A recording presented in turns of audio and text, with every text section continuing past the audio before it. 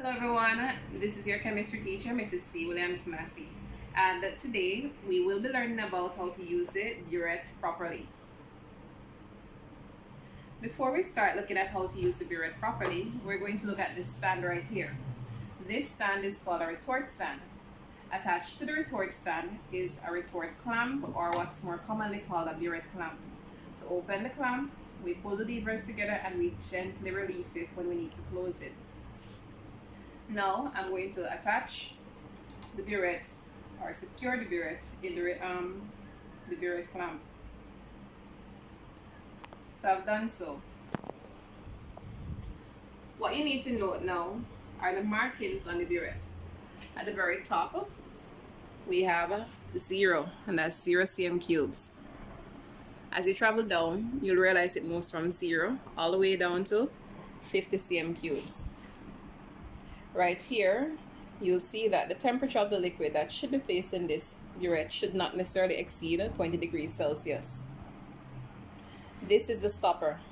When it's open, it's like this. It's vertical or parallel now to the actual burette. When it's closed, it's perpendicular to it. So we're now going to fill this burette with water. To fill the burette, we're going to use a filter funnel. So I'm just manipulating the apparatus so that it's closer to me and I'm comfortable working with it. So I'm going to lower the burette so I can fill it properly. When you're filling the burette, please, I beg you, do not climb on the desktop. No, you're not going to do that. You're not going to get a stool and climb up on it. No. Alright? I'm not going to be responsible for you breaking some part of you. Okay? So, yeah, we're not going to do that. So we're going to comfortably manipulate this now so that we do not have to stretch, tip, climb up on anything. And we're going to fill the burette. Always ensure that the burette is closed before you fill it. You start filling it.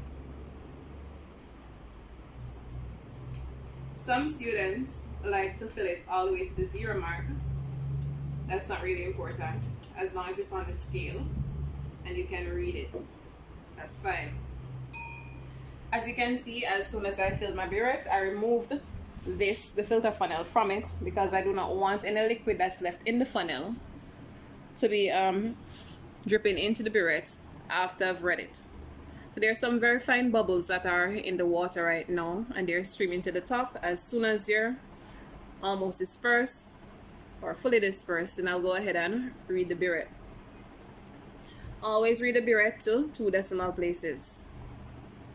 Another thing to note is that if it is that you're very short, or petite to be politically correct, you just simply need to move the retort stand with the burette and place it on a stool so that you can comfortably work.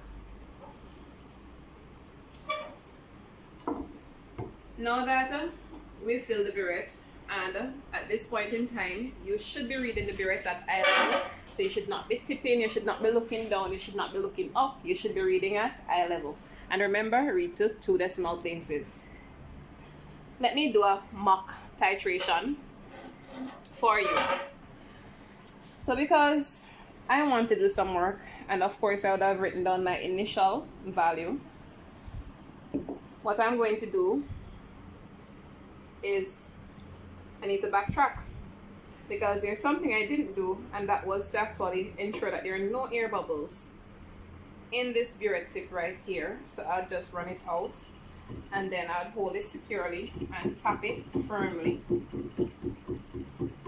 So I see a few air bubbles coming out. That's good. There are no more left. What I'm going to do now is just refill the burette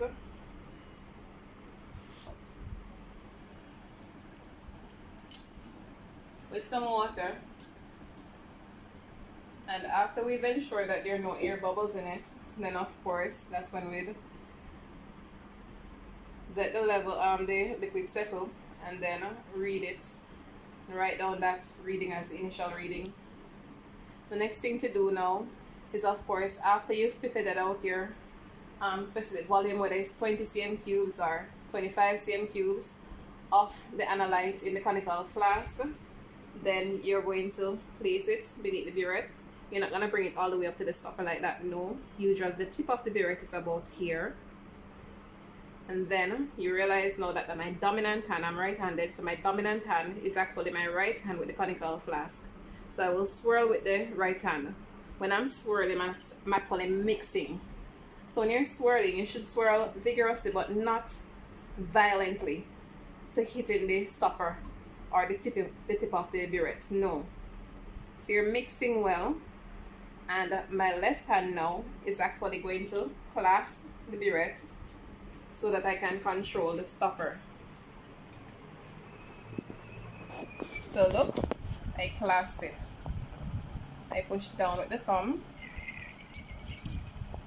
and then I release the liquid there. It's all water that I'm working with, so don't worry. You know, of course, when you're in the lab, if you're doing an acid-base titration, then you would have had to add your indicator to it. And most times, redox titrations that you do, the compound itself would be the internal indicator. So we do this, and we mix vigorously. There's another thing now that you should be doing when you're doing a titration, and you should have your water bottle. Let's look for a pretty one. Have our water bottle, and we should be washing down the sides, because when you're mixing,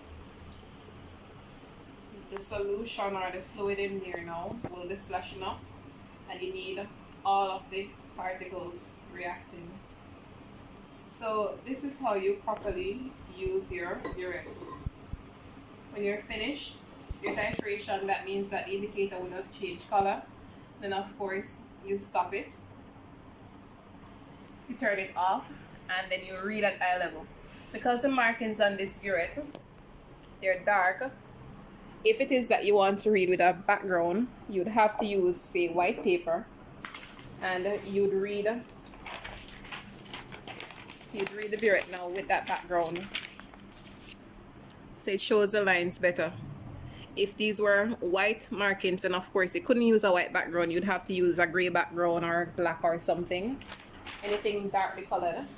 Sometimes the markings are blue, red, orange looking color. So once it's those colors and it's not white, then you can use a plain piece of paper or a white background and read the burette. So that's all for today, and when you reach in the lab, I want to see you doing the correct thing. Thank you very much.